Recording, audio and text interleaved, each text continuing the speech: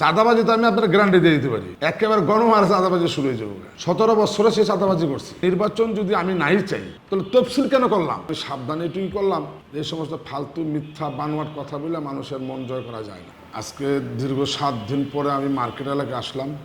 আমি শারীরিকভাবে অসুস্থ ছিলাম। এলাকার ব্যবসায়ী, সাধারণ মানুষ সবাই আমার জন্য দোয়া করছেন, এই জন্য সবাইকে আমার অন্তরস্থল থেকে আন্তরিক শুভেচ্ছা ও ধন্যবাদ। ব্যবসা এলাকার পরিস্থিতি এখন তো এমনিও আমাদের এখানে সিজন না, ব্যবসায়ী সিজন, এখন সব গড় সিজন এটাকে বলে। এখন মাল তৈরি করার সময়, মাল তৈরি করবো, সিজনে বিক্রি করবো। বর্তমানে ব্যবসাটা ঠিক এরকম সিজন কেন্দ্রিক হয়ে গেছে। তারপরও টুকটাক সেল হয়, তবে আগের তুলনায় অনেক খারাপ, আগের তুলনায় অনেকই খারাপ অবস্থা, বেশি একটা ভালো না। হ্যাঁ, নাগরমহলের একটু ছুরিকাঘাত ঘটলো। এর 2 দিন আগে আমরা একজনকে ধরে ডিবিতে দিলাম, ছিনতাই বা বড়ইতলা ওর ঠিকানা সব কিছু আমরা অডিও করে রাখছি। ও বলছে ছিনতাই করে, নিজে স্বীকার করছে, মানে আরও অনেক ঘটনা স্বীকার করছে। সে অলরেডি ওই জায়গায় যারা নাকি নেতৃত্ব দেয় তাদেরই গ্রুপের লোক। এবং ওখানে আমাদের সত্য কথা বলতে যেটা হয়, ঈশা খানের এক শালা আছে, ও বিশাল ছিনতাইবাজ, পালে একটা গ্রুপ পালে, এবং ও নিজেও ছিনতাই করে। তো এখন ওই যদি এই ধরনের ঘটনা ঘটায়, আমরা কত আর চেক দিতে পারি বলেন? ওই গ্রুপটা এখানে আইসা ছিনতাইটা করে। ওই গ্রুপটা এখানে আইসা আপনারা এই যে 1 লক্ষ টাকা নিয়ে গেছে একটা লোকের ছুরিকাঘাত করে।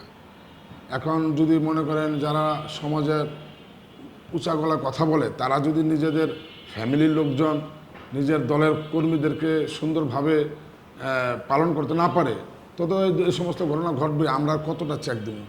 সমুদ্রের অফিসের পাবলিক ধরে নিয়ে আসছে, আনার পর স্বীকারোক্তি রেখা ডিবিতে হস্তান্তর করেছি আমি নিজে।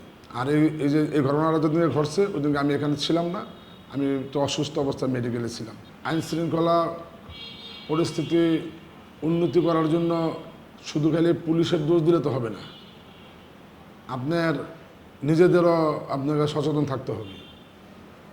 যেমন ব্যবসায়ীরা ওইদিকে ধরে নিয়ে আসছে ছিনতাইবাজ, হ্যাঁ, এরকমভাবে সবাই যদি মানে সাহসিকতার দেখা যদি ধরে, তাহলে কিন্তু আর সমস্যা হয় না। আমরা পরে আইনের হাতে সোপর্দ করছি। এখন আমরা সব বিষয়ে আমি নেতাগিরি করলাম, কিন্তু আইন শৃঙ্খলা বাহিনীর সাথে যদি আমি তাদেরকে দিয়ে যদি কোনো কাজ করাতে না পারি, তাহলে আমার তো কোনো ওই নেতৃত্বে আমি ওই কিসের নেতা হইলাম? সব জায়গায় তো আমার প্রভাবটা খাটাই দিব। এখন ওইটা থানা হ্যান্ডেলিং করার মতন ওরকম লোক নেতৃত্বটা আমরা দেখতেছি না। নাইলে এতবার বলার পরেও প্রশাসনের লোকজনের দিকে তেমন একটা আনাজানা নাই। চাঁদাবাজি তো আমি আপনার গ্যারান্টি দিয়ে দিতে পারি, একেবারে গণহারে চাঁদাবাজি শুরু হয়ে যাবো।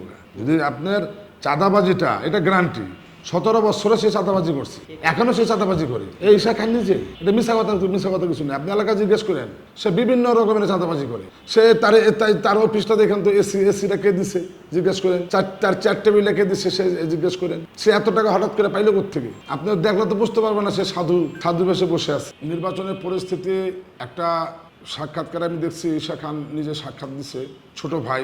তবে আমি সাবধানে এটুকুই করলাম, এই সমস্ত ফালতু মিথ্যা বানোয়াট কথা বলে মানুষের মন জয় করা যায় না। সত্যটা কিন্তু হাজার মিথ্যা দিয়েও চাপা দিয়ে রাখা যায় না। দেখেন, নির্বাচন যদি আমি নাই চাই তাহলে তফসিল কেন করলাম? তফসিলটা কি?